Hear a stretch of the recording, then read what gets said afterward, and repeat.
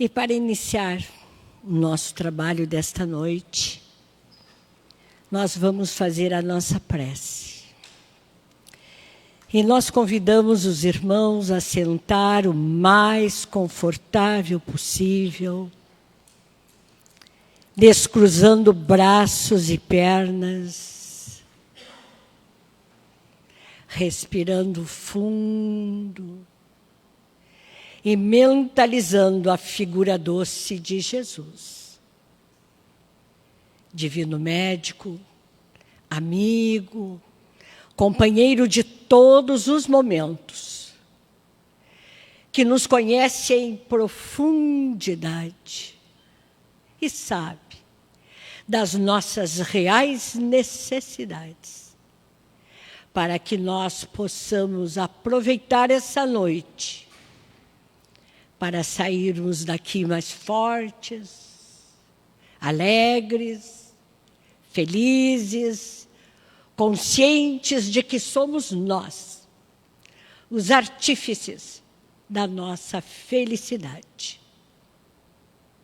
E assim, nós dizemos: Pai nosso, que estás nos céus, santificado seja teu nome, venha a nós o teu reino, seja feita sempre a tua vontade. O pão nosso de cada dia dá-nos hoje, perdoa as nossas dívidas à medida em que nós também perdoarmos aqueles que nos machucam. Não nos deixe sucumbir em nossa própria imperfeição, mas envia-nos os bons para nos amparar, proteger, intuir e guiar no caminho certo e seguro que a te conduz. E em teu nome, Senhor, com a tua permissão de nossa parte, nós damos por iniciado o nosso trabalho de difusão doutrinária desta noite. Muito obrigada. Que assim seja.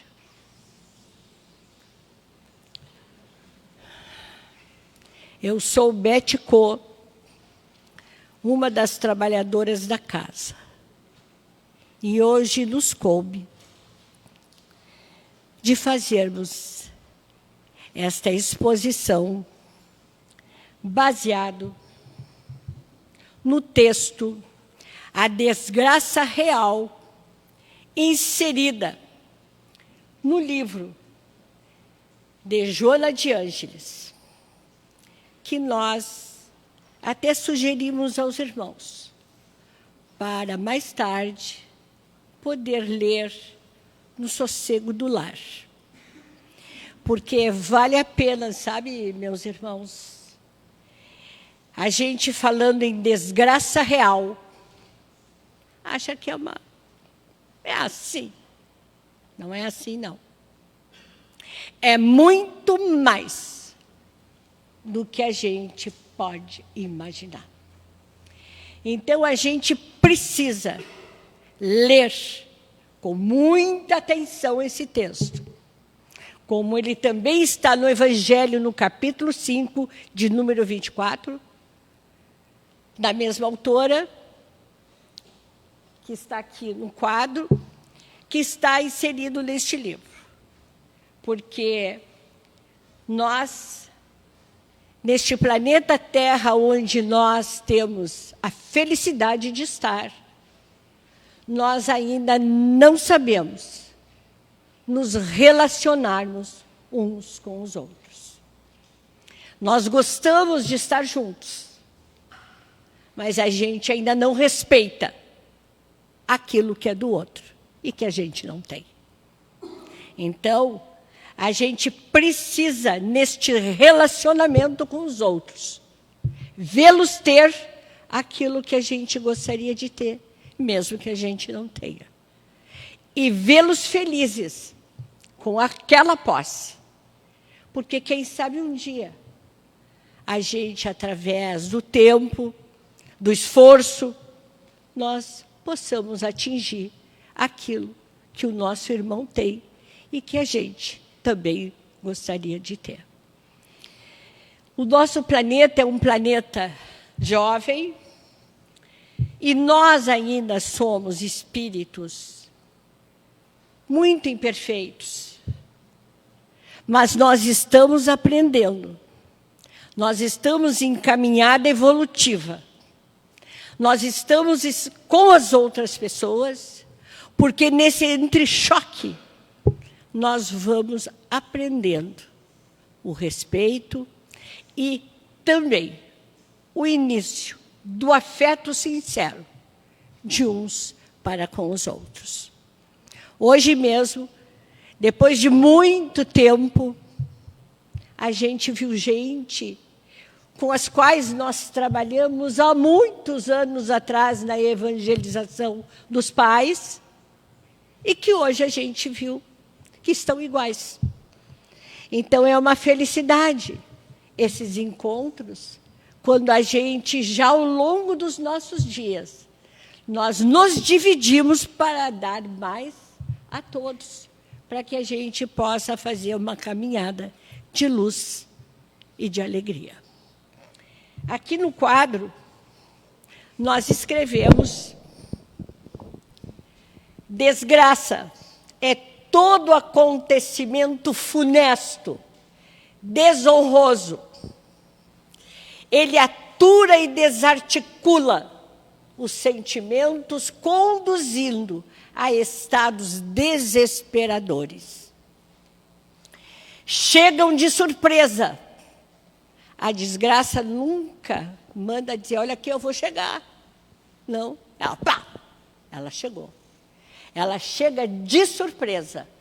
E ela dilacera o íntimo e conspira contra as aspirações do bem e da harmonia íntima.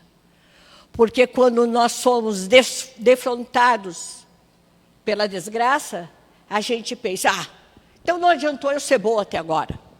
Vou fazer tudo ao contrário. Agora sai da frente que lá vou eu.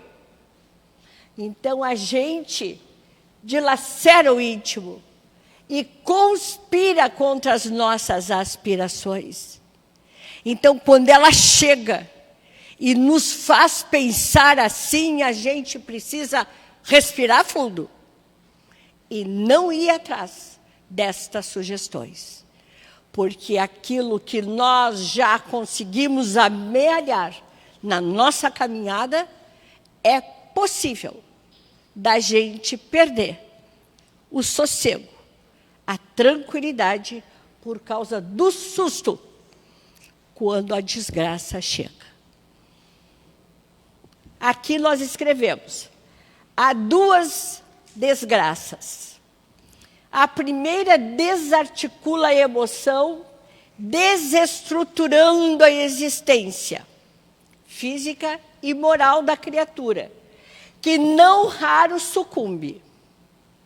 E a segunda, que é a verdadeira desgraça, que é a real, ela é sempre o mal que se faz e aquela que cala a consciência e nunca o que se recebe. E ali eu escrevi: desgraçado não é o que sofre. Não é aquele que sofre que é o desgraçado. Desgraçado é aquele que faz sofrer. Pelos triunfos mediante expedientes ilícitos.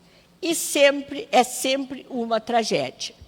Porque quando eu vejo alguém que tem uma coisa que eu quero, e eu dou um jeitinho de tirá-la dele, eu trago para aquela pessoa o sofrimento da desgraça real. E eu me torno o desgraçado. Porque aquilo que eu imputei, o sofrimento a alguém, ele, pela lei de causa e efeito, ele veio para mim. E eu vou também ressarcir aquele momento de erro que eu fiz em relação a um irmão de caminhada. Então, essa é realmente a desgraça. Quando eu machuco alguém por alguma coisa que ele tem e eu não tenho, agindo nas sombras, pela lei de causa e efeito ao longo dos tempos, aquilo retorna para mim. E Joana de Ângeles tem um livro magnífico que se chama Plenitude, que a gente sugere a leitura deste livro. Há muitos anos atrás, mais de 10 anos talvez, nesta casa, nós estudamos todos os capítulos deste livro, nas exposições doutrinárias que a casa oferecia, para que a gente possa entender que nós, na caminhada que nós estamos fazendo, nós precisamos fazê-la por dentro da consciência, sem machucar ninguém. Porque onde nós machucamos alguém, seja quem for, pela lei de causa e efeito, não demora muito, pumba, aquilo nós passamos a sofrer para aprender que nós não podemos fazer o outro sofrer, porque nós também iremos sofrer. Então, neste livro, Joana de Ângeles fala em muitas criaturas que sofrem, que nascem com problemas seríssimos, que são atávicos e que vieram produzidos pelos seus gestos em outras encarnações. Então, a gente precisa cuidar muito. Uma vez que nós queremos ser felizes, nós precisamos fazer felizes os outros para que nós possamos também, assim, dar risada na vida junto com eles. Então, isso é uma coisa, meus irmãos queridos, que é difícil da pessoa entender. Porque ela acha, eu estou fazendo, ninguém está vendo. Ninguém vê. Não, ninguém vê. Mas Deus vê. E a lei de causa e efeito traz para nós aquela cobrança daquele mal que nós fizemos para aquela criatura ou para aquelas criaturas. Então, se a gente deseja, na nossa caminhada evolutiva, ser feliz, nós precisamos ter um cuidado muito grande de sermos retos, honestos e sermos companheiros dos outros que estão conosco na encarnação. Porque tudo aquilo que nós sonegamos a eles, tudo aquilo que nós retiramos deles, nós vamos ter que dar com juro e correção monetária. Então, é um assunto muito sério este da desgraça real, porque muitas vezes aquela pessoa que ela faz a dor para o outro, ela pensa que ninguém está vendo. Não, aquilo ficou escondido, ninguém viu. Eu estava sozinho. Mas Deus, pela lei de causa e efeito, traz tudo aquilo que a gente faz de bom e de menos bom, e a gente, então, passa a receber. E aqui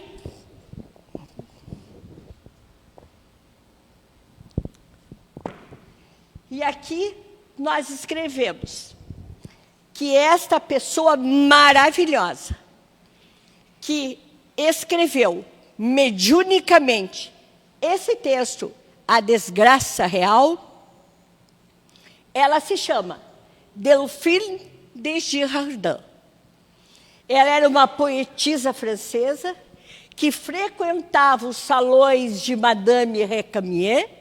E Madame Récamier, naquela época, ela tinha, naqueles seus encontros, os grandes escritores, os grandes artistas, os grandes pintores da sociedade de então, e eles se reuniam naquelas convenções entre eles, fazendo com que a cultura na França se solidificasse.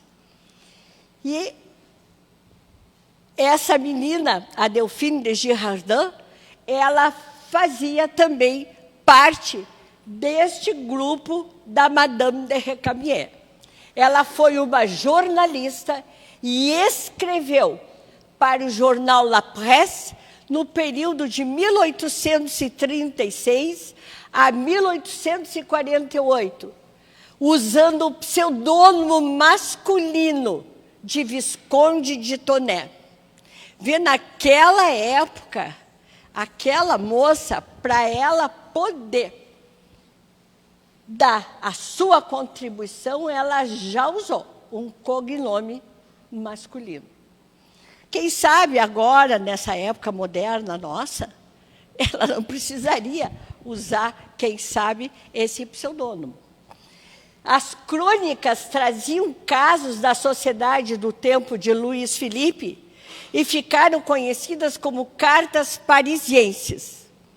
Também publicou romances, tragédias e comédias.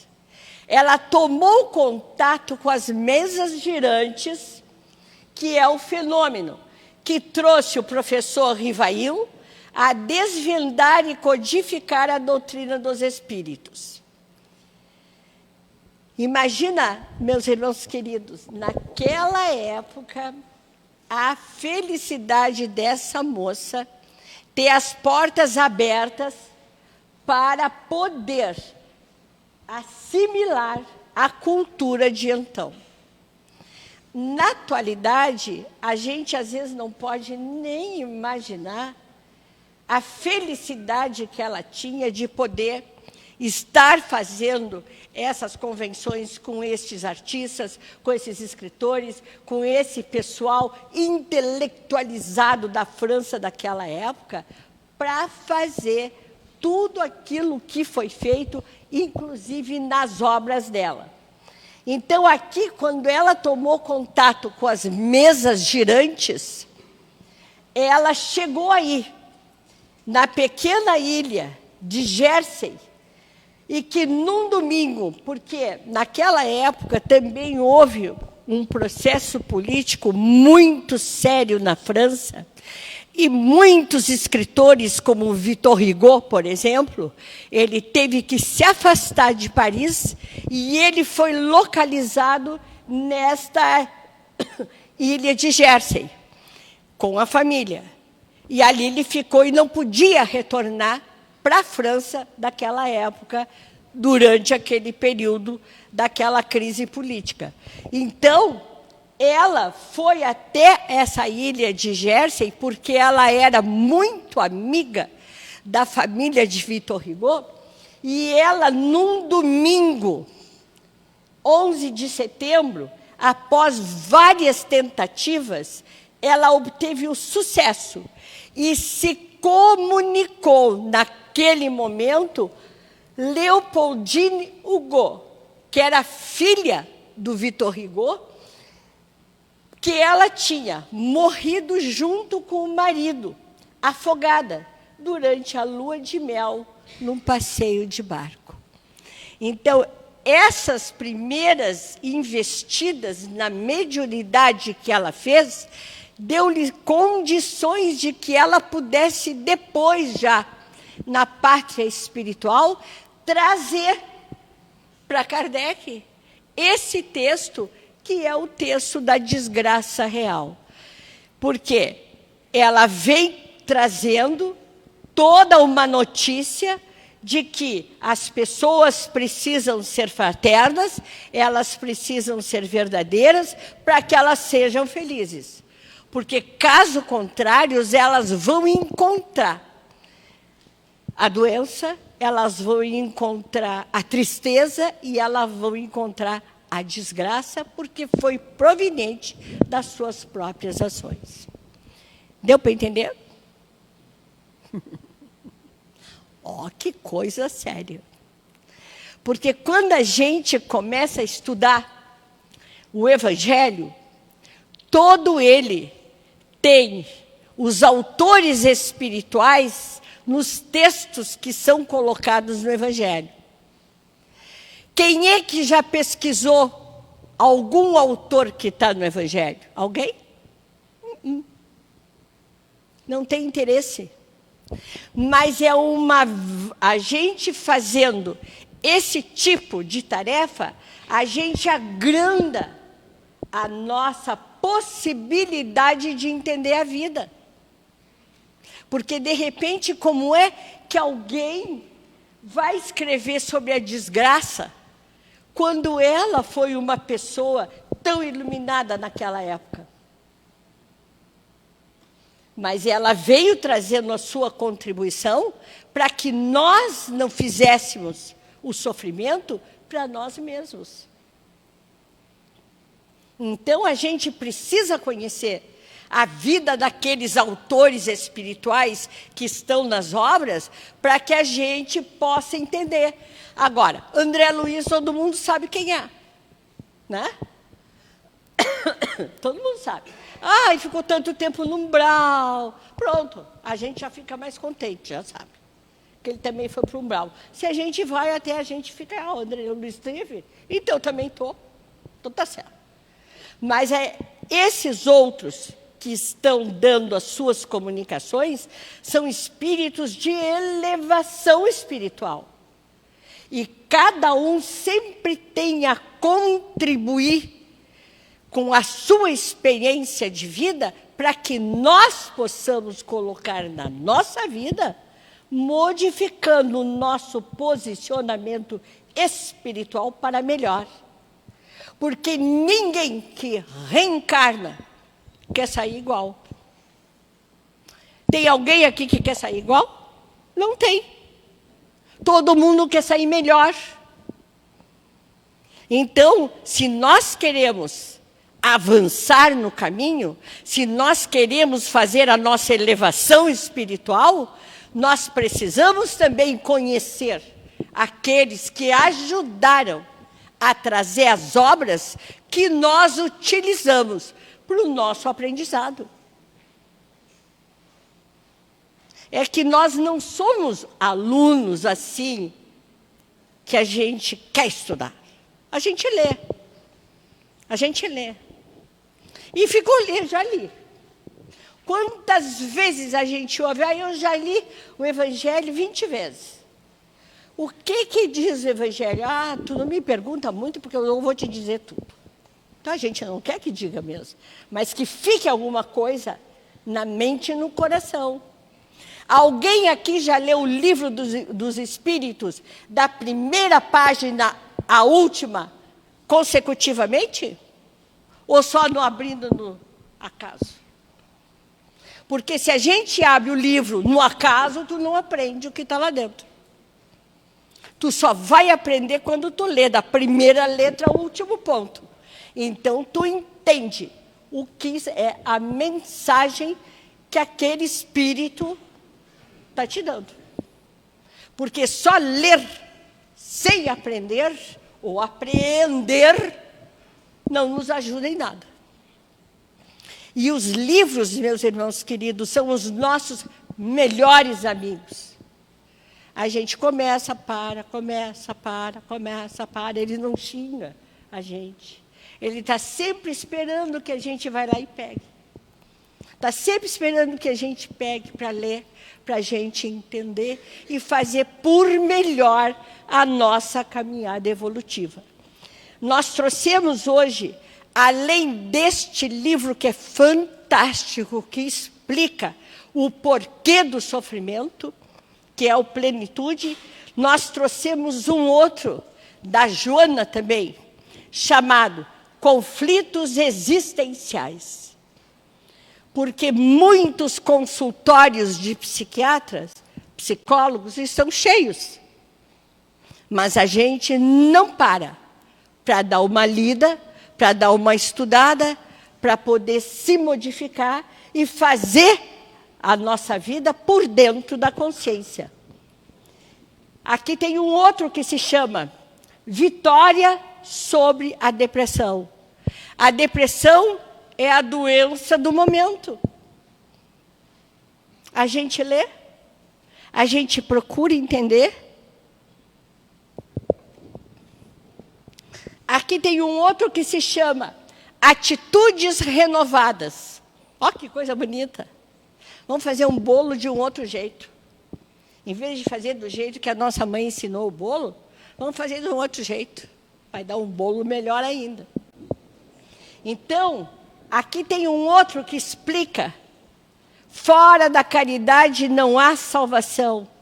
Que explica para a gente que nós somos materialistas, nós somos espiritualistas e nós somos materialistas e espiritualistas. Enquanto nós formos materialistas ou materialistas espiritualistas, nós estamos longe de ser felizes do jeito que a gente poderia ser se a gente fosse espiritualista. Porque a espiritualidade é o nosso cerne. Somos nós, porque Deus é Pai, nosso Pai. E Ele está sempre à nossa disposição, através dos amigos espirituais, seus mensageiros, que nos ajudam. A gente vem até esta casa, tira uma orientação, recebe uma linha terapêutica, recebe passes, os atendimentos, e aí a gente brota para a vida de uma outra forma. Então, tudo isso, para nós, é importante para a gente fazer, desde que a gente comece a entender o que nós estamos fazendo na vida. O que nós estamos fazendo na vida? Passando os dias? Ou muitas vezes indo a uma igreja ou a uma casa espírita, eu vou lá só tomar passe. Vou tomar passe. Vou tomar passe. E deu ponto. Não é isso que a gente está fazendo na vida, meus irmãos. A gente ainda não aprendeu a se querer bem. E se querer bem é colocar em ato tudo aquilo que a gente ouve, que a gente estuda e que a gente assimila. Então, nós vamos nos preparando para agradecer ao Pai pela oportunidade do encontro, pela oportunidade do tema que nos faz refletir sobre os nossos atos, pensamentos, palavras, para que nós possamos melhormente um dia encontrar-nos na realidade a felicidade para a qual nós fomos construídos pelo Pai. Então, nós dizemos profundamente agradecidos. Deus de eterna bondade, ensina-nos a viver, a doar do que tenhamos sem contar o que fazemos, a trabalhar servindo, sem exigir repouso, a compreender os outros sem ferir a ninguém e a nunca desertar dos deveres que assumimos e a entender que nos dás o que julga seja o melhor para o nosso crescimento espiritual. Obrigado, Senhor, pela energia, pela força, para que nós possamos vencer a nós mesmos e fazer da nossa caminhada uma caminhada de luz e de paz. E em Teu nome, Senhor, com a Tua permissão de nossa parte, nós damos por encerrado o nosso trabalho de difusão doutrinária desta noite. Muito obrigada. Que assim seja.